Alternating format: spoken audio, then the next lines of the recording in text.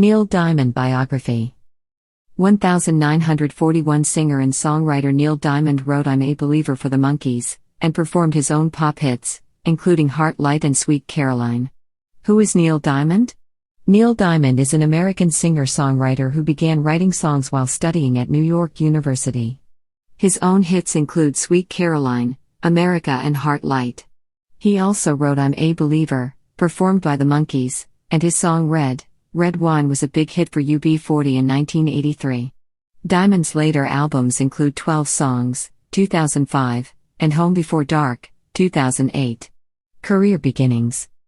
Born on January 24, 1941, in Brooklyn, New York, Neil Leslie Diamond was best known as a successful pop music singer who scored a number of hits during the 1960s, 1970s and 1980s. Diamond wrote the hits I'm a Believer, 1966, and A Little Bit Me, A Little Bit You, 1967, for the Monkees, and had his own first #1 hit with Cracklin' Rosie, 1970. The son of a shop owner, Diamond spent most of his youth in Brooklyn. He did live in Wyoming for a time while his father served in the military. Not long after receiving his first guitar at age 16, he began writing his own songs. Diamond landed a fencing scholarship to New York University and became a pre-med student, though he continued to pursue his interest in music. In the early 1960s, Diamond released his first single, What Will I Do?, which he recorded with Jack Packer. The duo released the song under the name Neil and Jack. Early hits and Sweet Caroline. Eventually dropping out of college, Diamond worked as a songwriter for several companies. He joined forces with Jeff Barry and Ellie Greenwich, two talented songwriters and producers. The trio began to market Diamond as both a singer and songwriter. Diamond had his first taste of pop success with the 1966 single Solitary Man.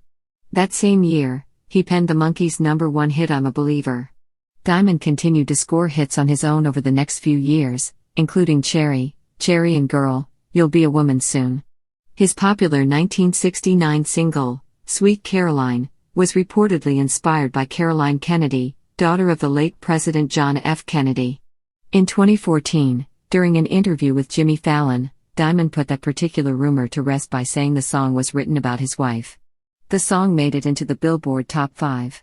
That same year, Diamond's Holly Holy reached the #6 spot on the pop charts, Top Pop Star. In 1970, Neil Diamond scored his first solo #1 pop single with Cracklin' Rosie. He hit the top of the charts again with Song Sung Blue 2 years later. Also in 1972, Diamond released the hugely popular Hot August Night, which was recorded at a series of concerts he performed at Los Angeles Greek Theater.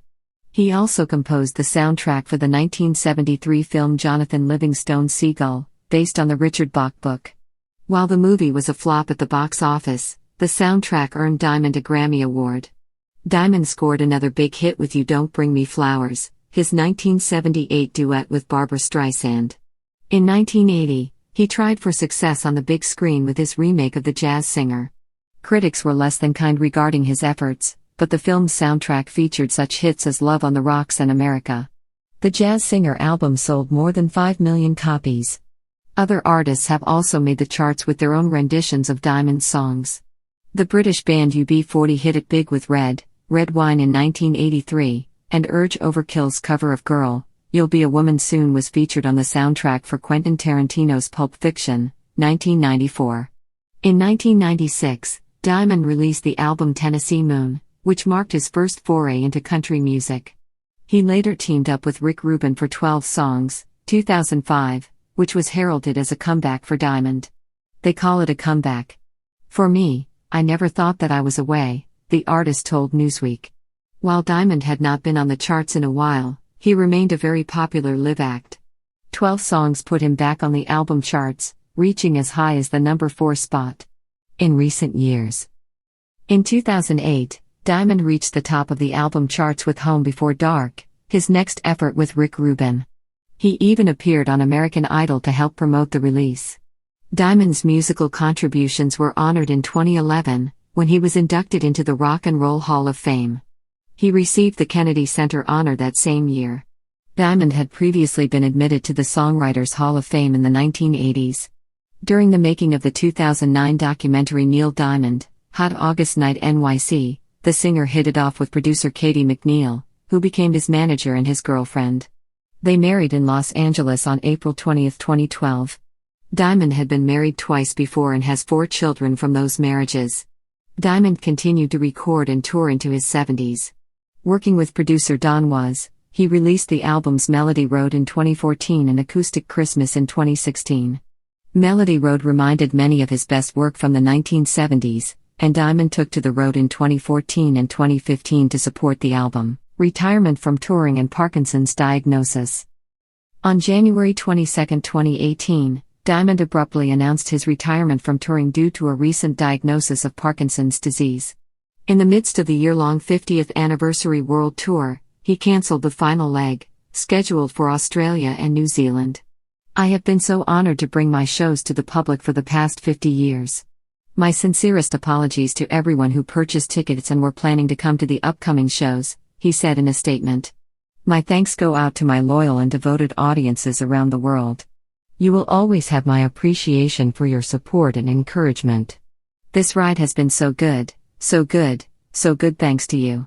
Despite the diagnosis, Diamond said he fully expected to continue writing and recording. He also showed he was not completely through with performing, as he delivered a surprise one-man show for firefighters who were battling Utah's massive Lake Christine fire that summer. During the outbreak of the coronavirus in March 2020, Diamond took to social media to serenade fans with Sweet Caroline, with altered lyrics to promote social distancing and smart hygienic practices.